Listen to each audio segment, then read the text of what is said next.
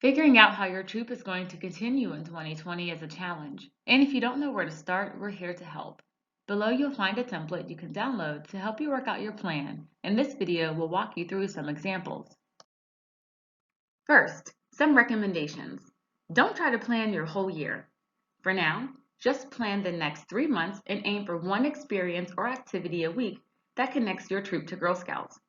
We'll talk more about what this could look like for your troop in this video, as we discuss ways to keep girls in your troop engaged with Girl Scout opportunities through GSUSA and GSWPA run programs, as well as independent girl experiences and leader-facilitated troop opportunities.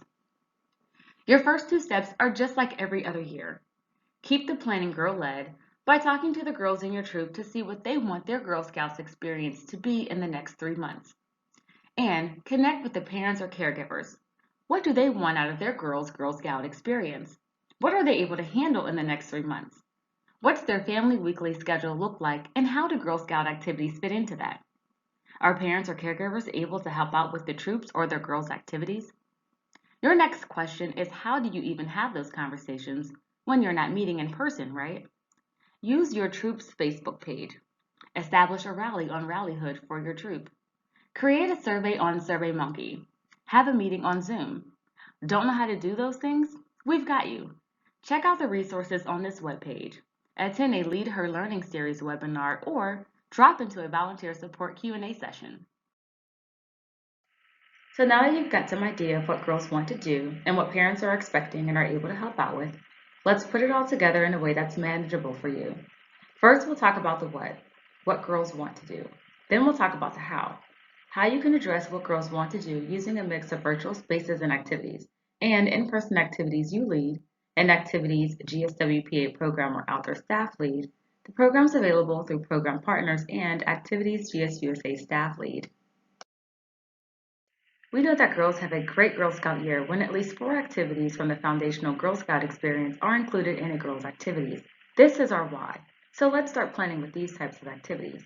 We've got meetings, badges and awards, Girl Scout traditions, field trips, getting outdoors, product programs, and take action projects. And some of these activities are done at the same time. You can plan to work on one of the outdoor badges during a meeting, and girls wear their uniform to that meeting that they open with Girl Scout promise and close with a friendship circle. Using this template, you can now pull together the activities girls want to do, who is providing those activities, and how those activities are being provided. You'll see this template on the webpage below this video. It's in a few different programs, so use whatever format you're comfortable with, and one that is easy to share with girls and their parents or caregivers. So let's look at an example. Sarah and her co-leader Christina had a Zoom meeting with both girls and their parents or caregivers to talk through what they wanted to do in Girl Scouts this year. This is a brand new troop, and this is Sarah's and Christina's second year as leaders.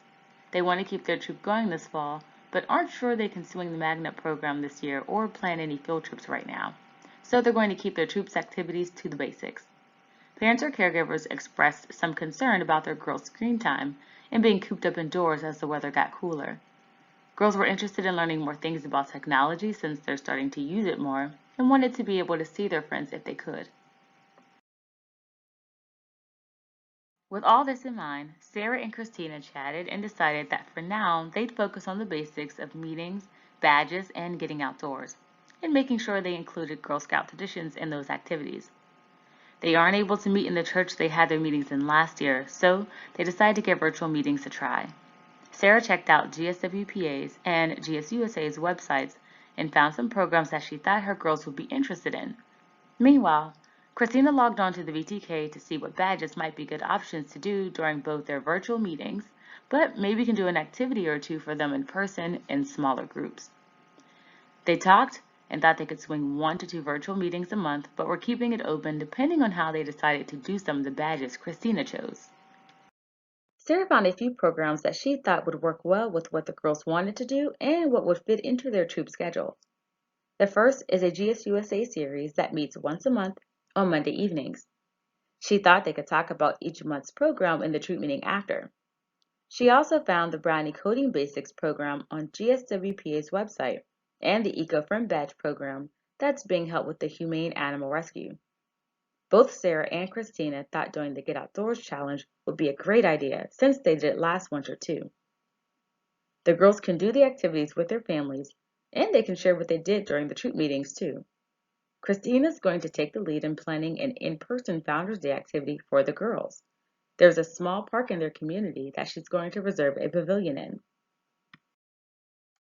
We encourage you to plan out the activities month by month. Remember, just because girls should be doing a Girl Scout activity a week, that doesn't mean you have to lead an activity each week. Let's take a look at what Sarah and Christina's fall looks like. To kick off their new Girl Scout year, Sarah and Christina put together badge kits for each girl to do the first activity in the virtual Night Owl badge that they can do with the help of their parents or caregivers, and they'll deliver them to the girls' houses on October 1st. The girls will show off their projects and they'll do another badge activity together in their meeting mid-month. Sarah and Christina have used troop funds to sign girls up for the Eco Friend Badge program on the 6th, and then on the 14th they'll have a meeting on Zoom. On the 19th is the first Around the World session, and this was free. Sarah signed up the girls for this too. To get girls together safely, Christina has planned an in-person Founders Day celebration at the park in the morning of the 31st. In November, Sarah will make a post on their troop's Facebook page about the Get Outdoors Challenge so girls and their families can do those activities together, and girls can share what they've been doing during their meeting on the 18th. The second session of the Around the World series is on the 9th. Sarah and Christina decide to take a break on the week of Thanksgiving, but will ask parents or caregivers to post on the troop's Facebook page some pictures of girls doing outdoor challenge activities. In December, Christina signed up the girls for the Coding Basics badge on the 5th, and they've planned another troop meeting on the 9th.